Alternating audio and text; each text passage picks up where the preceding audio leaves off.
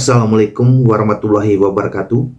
Salam, salve, Om Swastiastu, Namo Buddhaya, Salam Kebajikan, Rahayu. Saya William Frisendiwa, pengawas SMK Kabupaten Kupang, Nusa Tenggara Timur.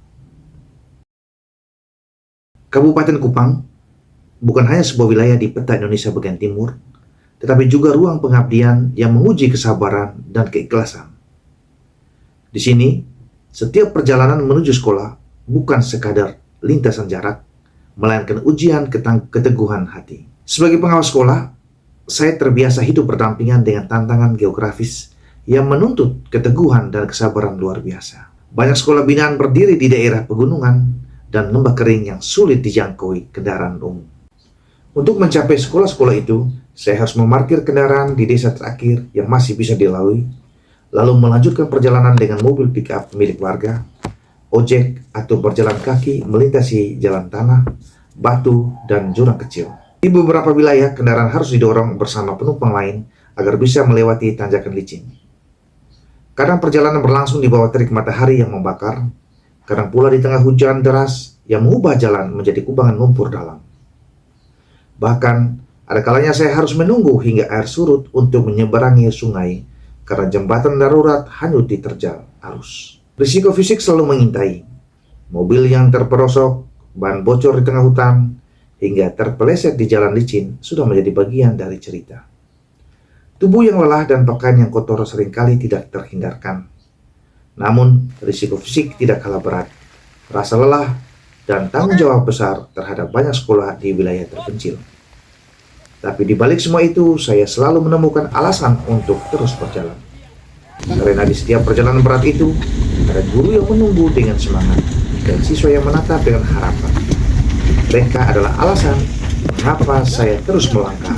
Tugas pengawas di daerah seperti ini bukan sekadar administrasi atau pengawasan rutin. Lebih dari itu, ini tentang dedikasi, tentang keteguhan hati, tentang daya tahan yang diuji di medan nyata. Pengawasan di wilayah terpencil menuntut lebih dari sekadar kompetensi teknis. Ia memerlukan empati, komitmen, dan keberanian untuk tetap hadir dalam segala situasi. Ini adalah perjalanan pengabdian, perjalanan hati, untuk memastikan bahwa pembelajaran bermutu tetap hidup di tempat yang sulit dijangkau. Saya memulai pendampingan dengan keyakinan sederhana. Perubahan tidak lahir dari fasilitas, melainkan dari cara berpikir. Bersama rekan pengawas yang juga narasumber nasional pembelajaran mendalam dan Growth Mindset Master Course bersertifikat internasional, kami membimbing guru-guru agar berani melangkah keluar dari zona nyaman. Kami tidak berbicara teori, kami mengajak mereka merenung tentang kemauan untuk tumbuh, tentang keyakinan bahwa mereka mampu. Dari proses refleksi itulah lahir ide-ide baru. Namun, perjuangan di Kupang bukan hanya soal tantangan geografis, tapi juga soal akses teknologi. Banyak sekolah berada di daerah tanpa sinyal internet. Guru kesulitan membuat laporan atau mencari bahan ajar digital. Saya pun berinisiatif membuat alat penguat sinyal dari wajan dan kumparan tembaga. Sederhana, murah, tapi efektif. Dengan alat itu, guru bisa terhubung kembali ke dunia luar, mengunggah data, mencari referensi, dan merasa dihargai di tengah keterbatasan. Saya juga melatih guru menggunakan beberapa aplikasi yang bisa digunakan dalam mode offline, agar administrasi tetap berjalan meski tanpa jaringan internet. Inovasi sederhana ini lahir dari kebutuhan dan kemauan untuk memudahkan kerja guru. Inovasi tidak selalu berarti teknologi canggih, tetapi kemauan untuk mempermudah tugas kepala sekolah dan guru dengan cara yang kreatif dan kontekstual. Sebagai pengawas, saya percaya perubahan tak mungkin lahir tanpa kolaborasi. Karena itu, saya menggandeng banyak pihak. Bersama BNN Provinsi NTT, saya mendampingi vakasi kurikulum dan guru-guru SMA SMK untuk menyusun RPP pembelajaran mendalam yang mengintegrasikan pendidikan anti narkoba. Kami ingin pesan anti narkoba tidak berhenti di spanduk dan penyuluhan, tapi hidup di dalam kelas. Keterlibatan ini bagi saya bukan tugas tambahan, tetapi panggilan moral seorang pengawas berdedikasi. Menjaga masa depan murid melalui pembelajaran yang melindungi karakter mereka. Karena pengawas sejati bukan hanya mengawasi, tetapi juga menjaga kehidupan. Saya juga bekerja sama dengan Cialfan Internasional dan Yayasan Cita Masyarakat Madani dalam pelatihan soft skill, literasi digital aman, serta pengadaan sarana praktik bagi SMK binaan. Setiap kolaborasi saya pandang sebagai rantai kebaikan yang memperluas dampak pembinaan.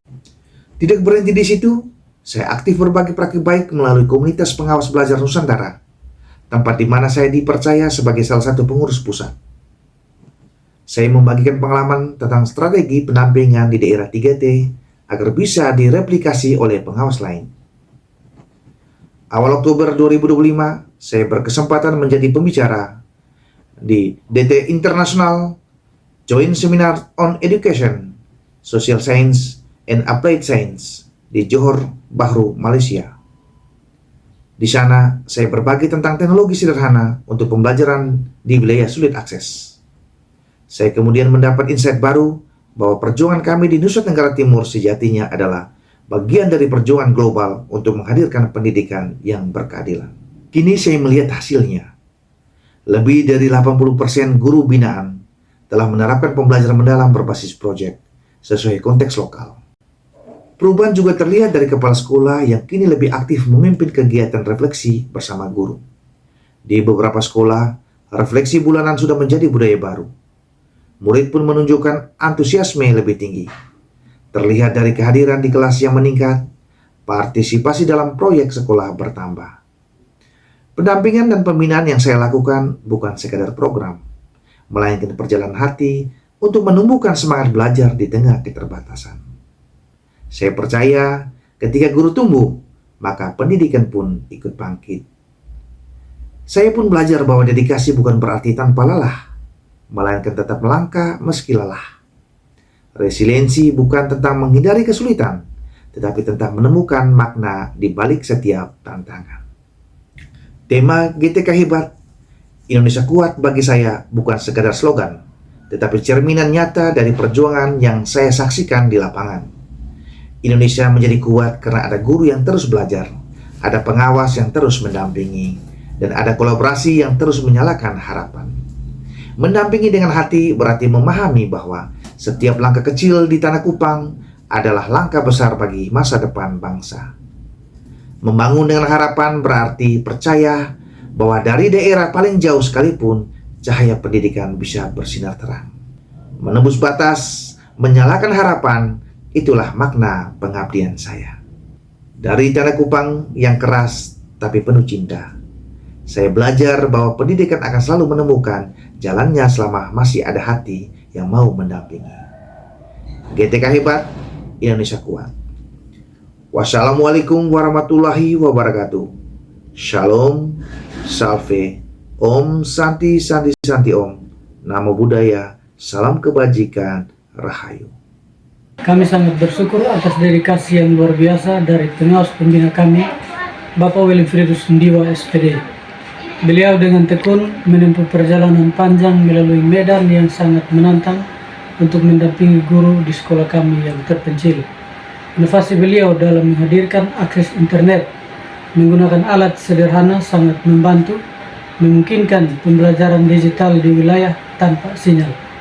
Pelatihan yang diberikan kepada guru kami dalam merancang pembelajaran mendalam berbantuan AI juga telah mentransformasi pengajaran di jurusan kami, membuat siswa lebih siap menghadapi dunia industri. GTK Hebat, Indonesia Kuat.